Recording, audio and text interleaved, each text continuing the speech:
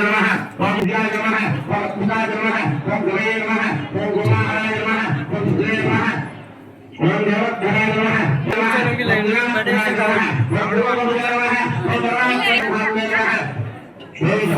विग्रहाय नमः ओम लक्ष्मीकाय नमः ओम श्री गुंभ नारायण नामने नमः नारायणपयानि मुखमात्मपयानि मुखानं दुवारं विद्यावे ज्ञानमुदाय दानवति कविनुराय वसुंधराय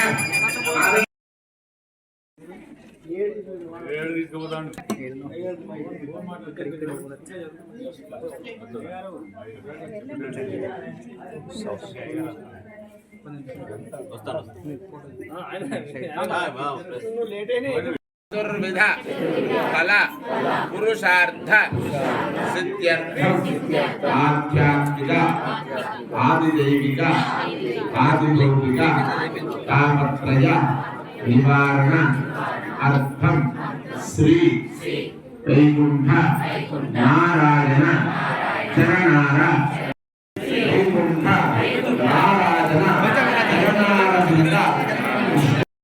చుట్టూ బయటికి వెళ్ళాలమ్మా తొందరగా బయటికి వెళ్ళాలి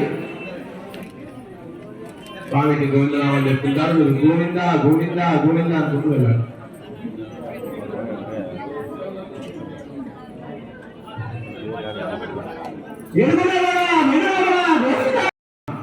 కుటుంబస్య బాంధవస్య పుత్రస్య పుత్రికస్య క్షేమ స్థైర్య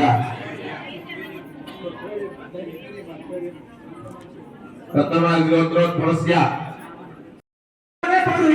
గోవింద పుండరీకాక్ష గోవింద నందనందన గోవింద నవనిత సంహార గోవింద దురిత నివారణ గోవింద శిష్ట పరిపాలక గోవింద కష్ట నివారణ గోవింద వజ్రమకుటధర గోవింద వరాహమూర్తి గోవింద జై శ్రీమన్నారాయణ.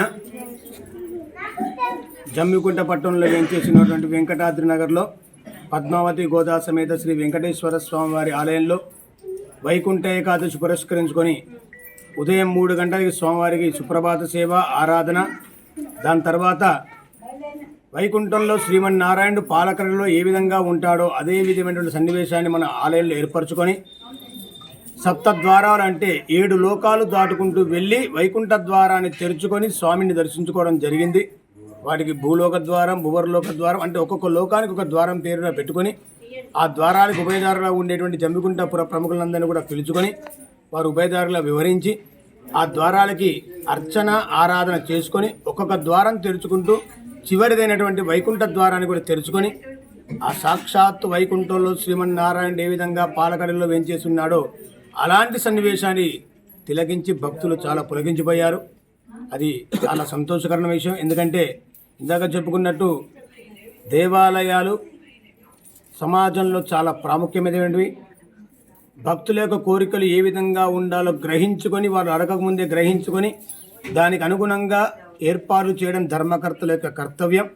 అలాంటి కర్తవ్యాన్ని ధర్మకర్తలుగా ఉండేటువంటి ఆలయ కమిటీ వాళ్ళు నిర్వహించడం చాలా సంతోషకరం. ఇలాంటి సన్నివేశాన్ని చూసి ఉదయం 4 గంటలకి స్వామికి 6 గంటలకి సహస్రనామార్చన, దాని తర్వాత ధనుర్మాస వ్రతం 15వ పాశురాన్ని కూడా స్వామికి విన్నవించి స్వామి యొక్క అర్చన, సహస్రనామార్చన, పాశుర విన్నపం, దాని తర్వాత తీర్థప్రసాద గోష్ఠితోని ఉదయం పూట ప్రాతకాలం 7:30 గంటలకి మనం మొదటి ఆరాధన సుసంపన్నం చేసుకున్నాం.